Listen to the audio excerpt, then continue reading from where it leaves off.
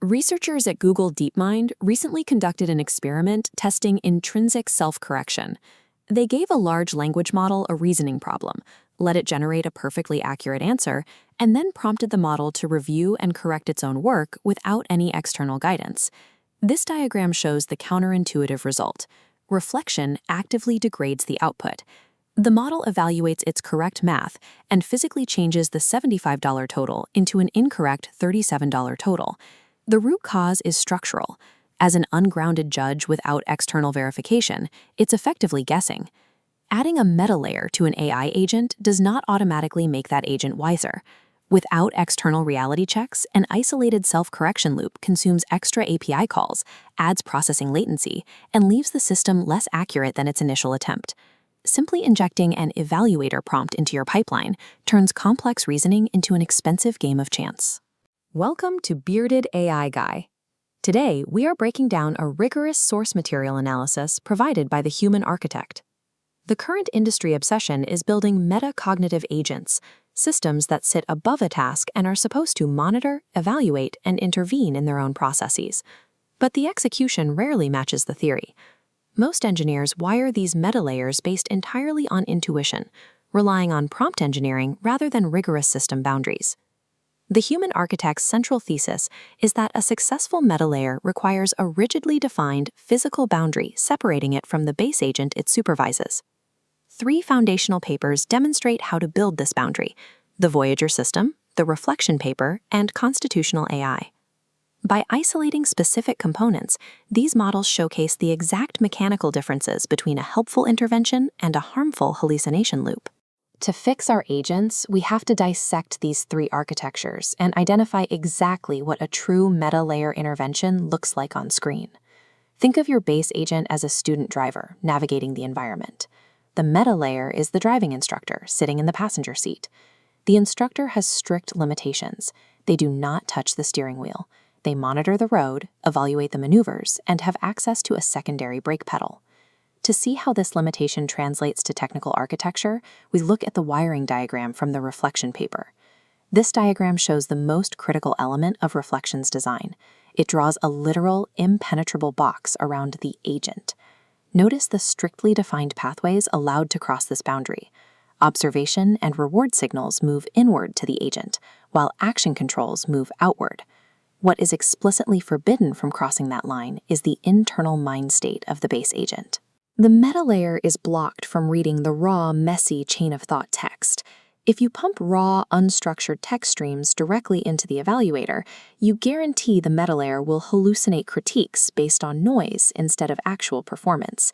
A rigid structural boundary is the only mechanism that prevents the meta layer from getting lost in the base agent's internal confusion. The information that flows from the base agent up to the meta layer is categorized as upward signals.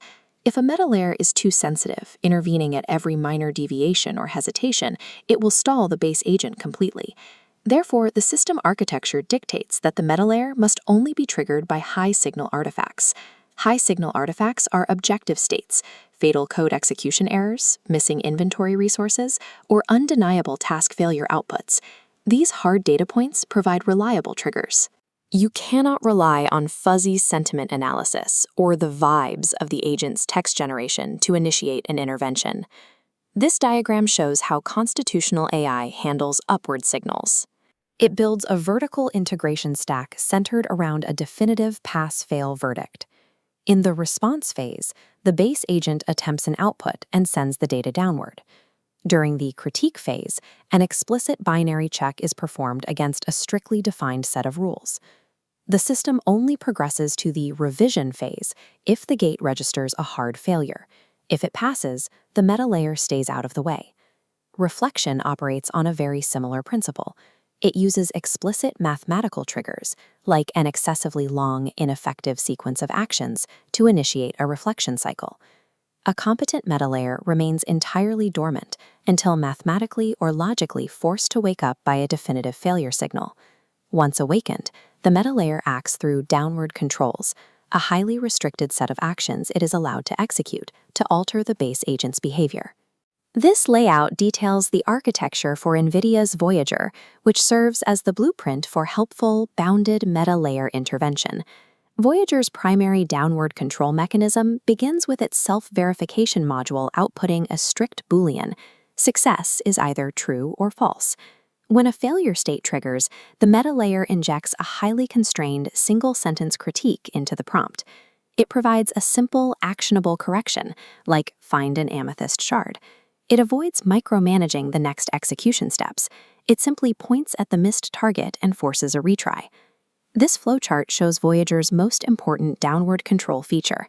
It explicitly bounds the maximum number of retries. If the agent fails repeatedly, the circuit breaker halts the loop entirely, preventing the system from falling into an infinite hallucination spiral. Upon hitting that limit, the meta layer forces the agent to abandon its current objective and selects a completely different task from the curriculum. Compare this tightly bounded intervention, where the instructor just taps the brakes, to an unconstrained meta layer that endlessly debates code revisions with a confused base agent. The results are measurable in the environment. This strict routing architecture allows Voyager to hit tech tree milestones up to 15.3 times faster than baseline models. Strictly limiting the duration and scope of a meta layer's intervention accelerates task completion and prevents the agent from drifting off course.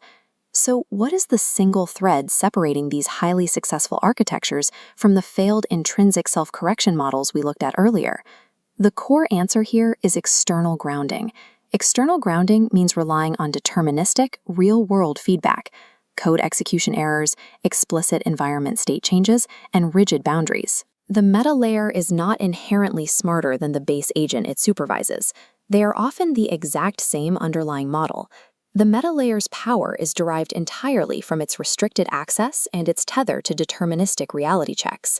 Deploying an ALM as a mid-air judge without this grounding guarantees compounding errors and wasted compute. A meta layer functions as an efficient optimization gradient only when its internal wiring forces it to rely on hard, objective reality rather than unconstrained self-reflection. Zooming out from the architecture, the lesson for engineers is clear. Structure defines performance. If you want more technical teardowns of complex AI architectures, make sure to subscribe to the Bearded AI Guy channel. Let me know in the comments down below, how are you currently grounding the evaluation loops in your own agents? A special thanks to the human architect for providing the source paper analysis used in this episode. Remember, if your agent is allowed to grade its own homework without strict boundaries, the system is already failing. Keep your boundaries clean. See you next time.